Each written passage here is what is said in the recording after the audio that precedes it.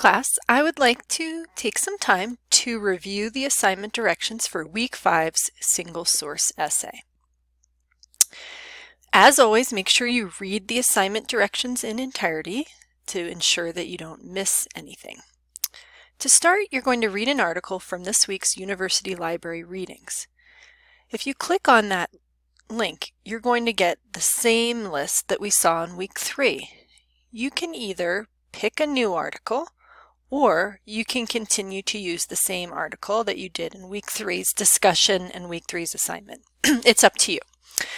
Regardless, you're going to need to read the article carefully, think about the reading strategies that we've discussed throughout class, take notes, and then you're to consider the following: the content of the article, the author's position, did he or she provide reasons of support, do you agree or disagree, why, and you need to come up with reasons of support for your position.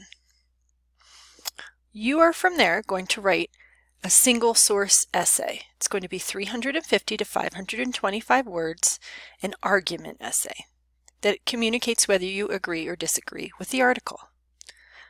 You are going to need to include 2 quotes or paraphrases from the text. So you can choose the breakdown: 2 quotes, 2 paraphrases, or 1 quote, 1 paraphrase, and that's minimum. Let's take a moment to open the single source essay template. I think this template has more detailed instructions than the assignment instructions even. Okay, so it talks about composing an essay. You're going to want to make sure that you have an introduction paragraph that has a summary of the article and that has your thesis at the very end that tells the readers whether you agree or disagree and why. Specific reasons why. Those specific reasons why are going to turn into body paragraphs, 2 or 3, depending on whether you have 2 reasons why or 3 reasons why. In those paragraphs, you need to have support. Quote or paraphrase would be great. So it says there should be 2 to 3 examples of integrated evidence within your essay. So think about putting 1 piece of evidence in each body paragraph.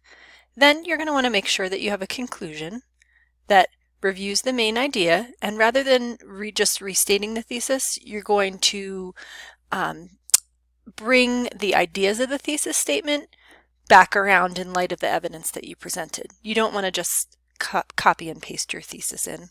And then any other final words, something that you want the reader to take away from the paper. Make sure that you look through your work for errors. You can use the tools in the CWE. You can use the tools in Microsoft Word. Okay, but from there, there's a template here. And if you scroll down, you're going to delete out these pieces of information and fill them in with your own. And then it has a little bit of a template here. It just has it double spaced, properly indented. It tells you where to put your title again. Okay, one thing that I don't love about this template is it says to insert your thesis here. Make sure your thesis is part of your introduction. It should be the very last sentence. Okay, this also doesn't have a place for body paragraphs and conclusions. So remember, you want an introduction that ends with a thesis. You want body paragraphs that ideally start with a topic sentence and have evidence and analysis, and then you want a conclusion. And then finally, this reference page should really start its own page. So if you want to have that proper, then what you need to do is go up to Insert, and then you can go to Page Break.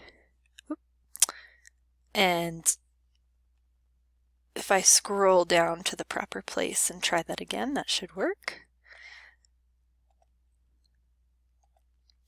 And you'll see then the reference is on its own page, which is really APA format. So if you have any questions, just like all assignments, make sure that you reach out either through a private message or in the course questions thread. There's a lot of great resources here at the end of the assignment instructions that you can take a look at. And we also will have good resources in the learning activities for this week. So some essay structure samples that might help you, and our reading in Chapter 19. I look forward to reading your single source essay.